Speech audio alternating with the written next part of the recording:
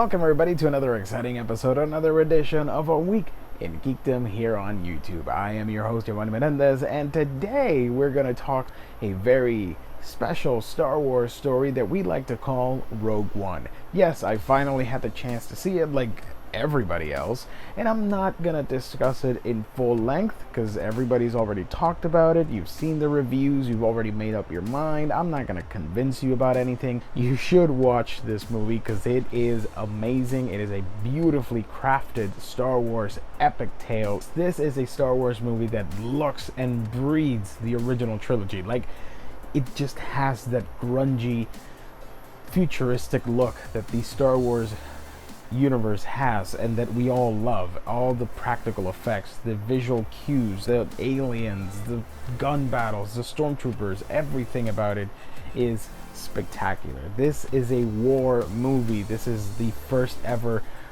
movie where we're getting like actual combat, militaristic combat between the Rebel Alliance and the Empire. And we do get cameos from different sources, from different cameos and Easter eggs from different eras of the Star Wars universe.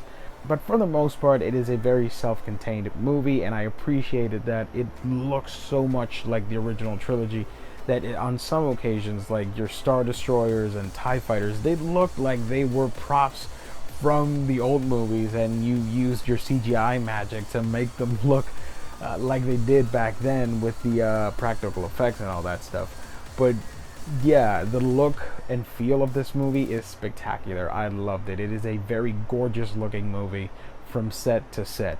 If there were any negatives about this, I would say there's a little bit too much going on, especially in the first act, because they're jumping from planet to planet and it can be a little bit distracting, a little jarring. The character development in this movie isn't quite the best one I've seen. Some of these characters are really underdeveloped. We don't really know that much about them except for Jin.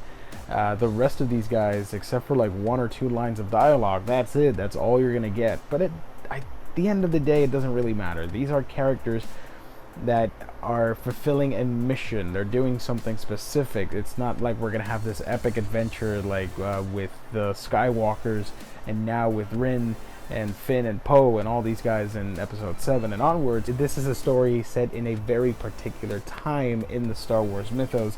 It is right before episode 4, A New Hope, and one of the major props to this movie, it enhances the original movie. This original movie is a masterpiece by our geeky standards, and here you have this supplemental material that just complements it in a very interesting and beautiful way by adding depth and exploration to characters, to motives, to things where you already know where they're headed, but when you see this in context with everything else, all the pieces start building up and you get a full picture and you come to appreciate the actions that are taken in the subsequent films, especially in A New Hope.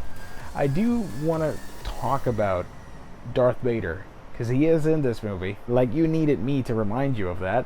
He is extremely badass, but let's get this straight, because I've seen some people argue like, oh, there should have been more Vader. No, not at all. It's perfect the way it is. This is not his story. Otherwise, it would just be an even more fan service-y movie, because the movie in itself is pretty much fan service. We technically don't need this story, but we're getting it anyways, and it is beautiful, and I thank them for it. Gareth Edwards did a fantastic job. I love this movie so much. Now, if you want more Vader in your life, I got the perfect solution. Actually, I have two. One is a physical one, the next one is a suggestion. First, you should be checking out the recently concluded Marvel series about Darth Vader. Here we have volume 1, 2, Vader Down with the Star Wars title, and 3 and 4. That's a lot of Vader action for you, so this should help you in your fix for the evil Lord Vader himself. But as for my suggestion, if we're going to do anthology films in the Star Wars universe, why can't we just petition for a Darth Vader movie? I think that would make perfect sense. You want more Vader in your life? Let's hope we get a Vader movie, because that would be awesome. All the characters were fascinating. K2SO was amazing, and he just steals the movie with his humor. Was very much needed in such a dark, gritty, and brutal film. This is unlike any other Star Wars movie. Here, the prequels, you had some light humor, cheesy action going on, because, yeah, there was an imminent threat approaching. With this, the threat is already there. These characters are suffering through the crushing waves of the Empire. So you see the desperation in all the Rebel Alliance's members. And of course, with episode 4 through 6 and 7, you get a much more swashbuckling adventure and all that stuff. But with this movie, it is really dark and heavy. And I really appreciated that. By the way, speaking of awesome things, that ending though, I was in shock, because I did not think they would pass on the baton like that to the next movie, which of course has already been made. But the way it handed that movie off, like when you saw episode 3, and it sort of like set the stage for everything in episode 4, and you're like, alright, that's pretty cool how everything is set up.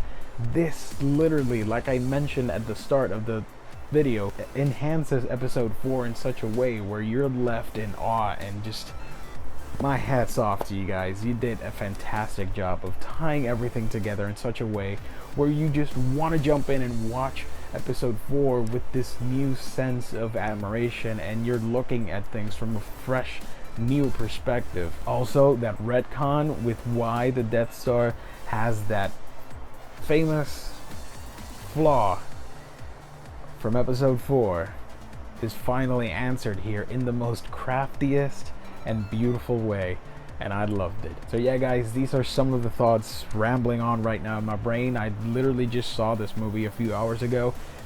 Awesome, amazing movie. You gotta check it out. I give it an epic out of awesome, or whatever. I don't really rate movies, I just like to talk about them. So as always, you can follow me on your favorite social media platform, from Facebook, Twitter, Instagram, Snapchat, and Periscope. Just type a Week in Geekdom and I'm there for you guys. Alright, I gotta go. I gotta do more awesome stuff for you guys, and I will see all of you on our next video. Thank you for tuning in to another installment. You can keep the conversation going through your favorite social media platform. You can like and subscribe to our YouTube page, follow us on Twitter, like our fan page on Facebook, and favorite our pics on Instagram. You can also write to us for feedback, suggestions, and such via aweekingeekdom@gmail.com. Until next time,